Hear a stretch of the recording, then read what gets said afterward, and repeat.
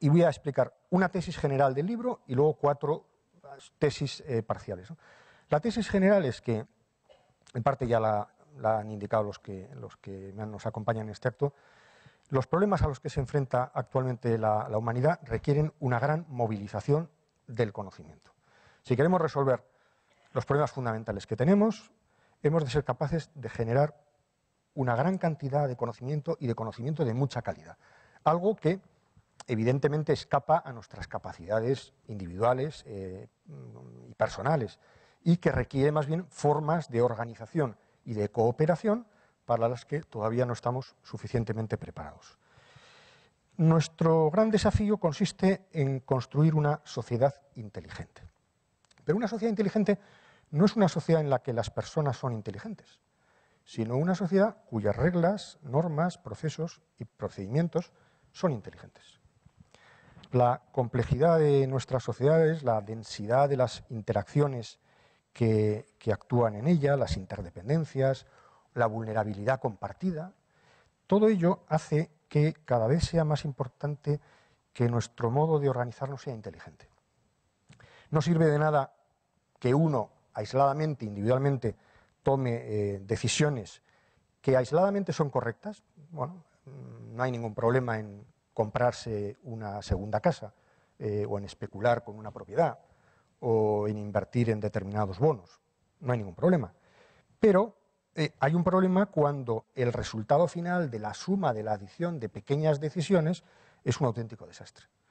Así se explica, por ejemplo, la perplejidad con la que abordamos fallos sistémicos tan graves como la crisis económica o los problemas ecológicos, que realmente no llegamos a comprender bien porque no hemos entendido la diferencia entre hacer las cosas individualmente bien o normal y la suma de toda una serie de comportamientos que tiene resultados catastróficos, ¿no?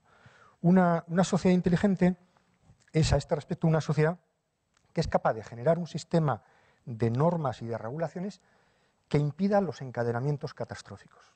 Yo creo que este podría ser un buen resumen de lo que he querido decir en el libro, ¿no? No es tan importante hacer las cosas individualmente bien como impedir que la suma total de nuestras actuaciones no genere una sociedad estúpida, compuesta de personas inteligentes, pero estúpida en el conjunto. Esto se podía resumir en 4 campos, en 4 tesis, ¿no? Primero, vivimos en una sociedad en la que nuestra inteligencia está sobrecargada, tanto desde la perspectiva individual como, sobre todo, desde el punto de vista colectivo. Nuestra inteligencia se encuentra sobrecargada, es decir, se enfrenta a más complejidad de la que puede procesar. Nos hemos acostumbrado a celebrar la accesibilidad de información, Google, Wikileaks, etcétera, Internet, como si eso nos hiciera automáticamente más sabios. En parte es verdad que nos hace más sabios, pero pasamos por alto que hay una peculiar ignorancia a la que parece condenarnos la densidad informativa. Y esta es un tipo de ignorancia que analizo en la primera parte del libro y que nos plantea un reto que sintetizaría diciendo cómo combatir el exceso de información. ¿Cómo combatimos el exceso de información? Para esto creo que hay fundamentalmente 2 salidas, 2 soluciones, 2 posibilidades. La primera de ellas, en una sociedad con tal complejidad, no tenemos más solución que confiar.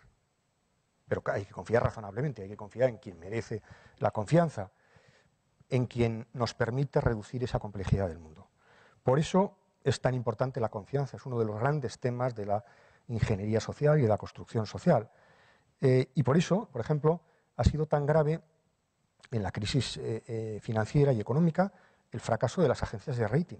Una de las cosas más graves que nos ha pasado, desde el punto de vista de la desmoralización y de la torpeza colectiva que eso indica, es el fracaso de las agencias de rating, que eran fundamentalmente un instrumento que nos proporcionaba confianza en una economía que, por estar más allá de la mera economía del trueque, nos instalaba en una complejidad que requería de instituciones que nos devolvieran una cierta confianza, nos dijeran dónde invertir, quién es fiable, etcétera, etcétera, ¿no? Bueno, todo el lío en el que estamos metidos a propósito de esto dice mucho acerca de cómo estamos en una sociedad en la cual se nos han disparado los mecanismos de desconfianza, como se nos dispararon hace unos años los mecanismos de euforia.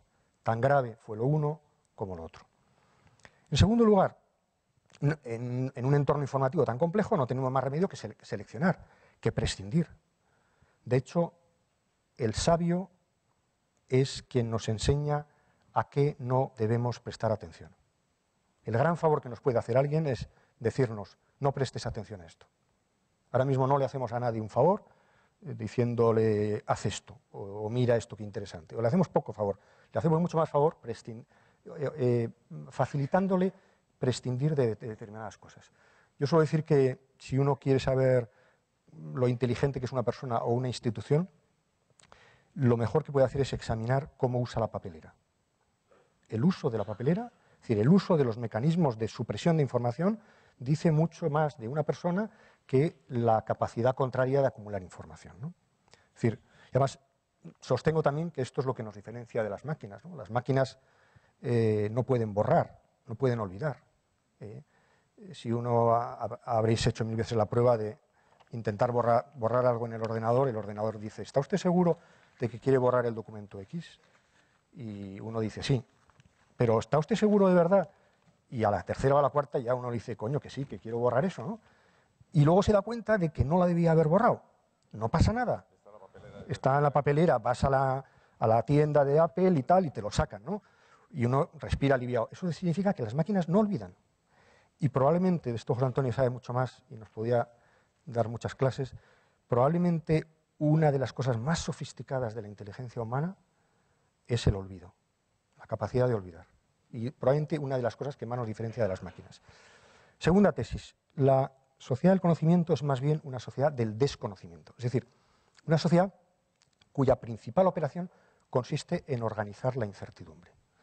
Esta es la razón por la cual, como decía Pedro Miguel, una democracia del conocimiento no es una sociedad organizada por sistemas expertos. No vamos a dejar el poder a los expertos, tranquilos, no se trata de eso, por mucho que haya que generar mucho saber experto, mucho más del que tenemos. Al mismo tiempo, si os fijáis, una de las cosas que está pasando ya es que nuestras principales controversias, las principales controversias públicas que hay, las interesantes, no otras anecdóticas, giran precisamente a qué tipo de ignorancia podemos permitirnos. Esto es una manera un poco sofisticada de decir algo que, poniendo algún ejemplo, lo entenderíamos todos, pero tampoco quiero poner ningún ejemplo porque no quiero citar al partido X o al partido Y. Pero, ¿de qué discuten el partido que gobierna y el partido que está en la oposición? ¿De qué discuten Alemania y Francia? ¿De qué discuten sindicatos y empresarios? Discuten de que para unos hay un tipo de ignorancia que no es grave tolerar y para otros esa ignorancia es grave tolerarla y en cambio hay otra que es mucho peor. O para unos un riesgo no es demasiado grave y para otros otro riesgo sí que es demasiado grave. Es decir, que toda la discusión política se centra en torno a las ignorancias que de alguna manera tenemos que gestionar y que valoramos según la sensibilidad política que tengamos de diferente manera. No nos va a resultar una tarea fácil, pero en cualquier caso creo que nos podemos consolar pensando que somos una sociedad del desconocimiento, no tanto porque sepamos poco, que sabemos muchísimo, como porque no sabemos lo suficiente en relación con las tareas que hemos decidido acometer. Tercera tesis, la crisis económica plantea un desafío cognitivo a las sociedades democráticas. Se oye muchas veces, José Antonio lo decía antes, ¿no? Todos nos alegramos cuando detuvieron a Madoff, e incluso yo me acuerdo que viendo el telediario pensé, ya está, ya hemos descubierto el culpable, ya esto se soluciona, ¿no? Claro, a los 3 segundos te das cuenta de que esto no es una conspiración, aunque malvados los hay, ¿no? Hay un fallo cognitivo, hemos cometido un gran fallo cognitivo de conocimiento, de falta de anticipación del futuro, de falta de medición de los riesgos, de falta de ponderación de los mecanismos que encadenan un riesgo tras otro, etcétera, ¿no? Y por tanto, de alguna manera, lo que la crisis actual responde a ese desajuste, también se ha dicho aquí, y por eso no me voy a extender más en esto, entre la capacidad de innovación de los mercados financieros, que es brutal, y nuestra capacidad colectiva de configurarlos inteligentemente. Cuarto y último punto, los últimos capítulos están dedicados a la innovación, a la creatividad, y solamente quisiera decir a este respecto una cosa.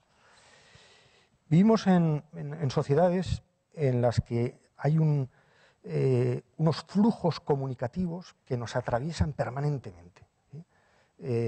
Hasta el punto de que a veces decimos cosas que realmente hemos oído decir, pero no las hemos pensado mucho. Nos atraviesan continuamente los flujos comunicativos. El dramaturgo alemán Otto Strauss lo formuló de una manera que a mí me gustó y os lo quería leer aquí. Decía: hay una enorme pérdida de tontería genuina, o dicho de una manera positiva, una enorme pérdida de ingenuidad. Ya no se encuentran seres humanos, sino interlocutores a través de los cuales fluye todo lo que se dice, que se dejan atravesar por todo lo que pasa a través de los canales de comunicación. Nos dejamos atravesar. Somos canales, interlocutores, a través de los cuales pasan las cosas que se dicen, ¿no? Pues bien, mi tesis, y con esto termino, es que esta sociedad de flujos requiere el filtro de la inteligencia propia para evitar ser arrollado por la información sin sentido o por el cliché o por la banalidad. Hoy, la verdadera soberanía epistemológica, el verdadero pensamiento crítico, como decía Pedro Miguel, consiste en interrumpir, no reaccionar mecánicamente, no responder rápidamente al mail, resistir contra la aceleración, escapar del esquema estímulo-respuesta, no contribuir ni al pánico ni a la euforia, establecer una distancia, posponer la respuesta y posibilitar incluso algo nuevo e imprevisible. La inteligencia y la libertad subjetivas necesitan constituirse hoy especialmente como centros de indeterminación e imprevisibilidad. A esto es a lo que llamamos, en un sentido radical, innovación y creatividad. Muchas gracias. Eskerrik asko zuen arretatik.